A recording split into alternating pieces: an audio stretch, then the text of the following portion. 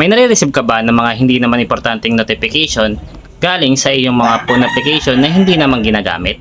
Alam niyo mga boss, napaka-importante po na i-turn off niyo po yung notification sa mga phone application na hindi niyo naman po ginagamit. Yung mga makukulit na notification pero hindi naman kasi importante. Parang po yung mga ex nyo, di ba? Yung kulit ng kulit pero hindi naman na importante. Ganon. At kung hindi mo po alam kung paano po ita-turn off yung mga notification mula sa mga phone application dyan sa iyong cellphone na hindi mo naman ginagamit, ay ituturo ko po sa inyo. At sana po ay makatulong sa inyo. Ang kailangan mo lang gawin boss para ma-turn off mo yung notification sa mga apps na hindi mo naman ginagamit, ay hanapin mo lang muna yung phone application na hindi mo ginagamit. So for example, itong apps na ito, so ilong press mo lang yan at pagkatapos pinutin mo lang dito yung app info. At kapag nandito ka na boss sa app info ng phone application na yun, hanapin mo lang itong manage notification.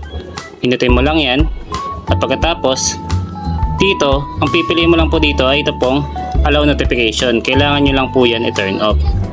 At sa ganung paraan mga boss ay hindi na po magsisend ng notification yung apps na hindi mo po ginagamit. Kailangan mo lang pong ulitin yung proseso sa iba pang apps na hindi nyo na po ginagamit. Kung nakatulong sa iyo ang video na ito boss, ay share mo din, baka po makatulong rin sa iba. Maraming salamat mga boss.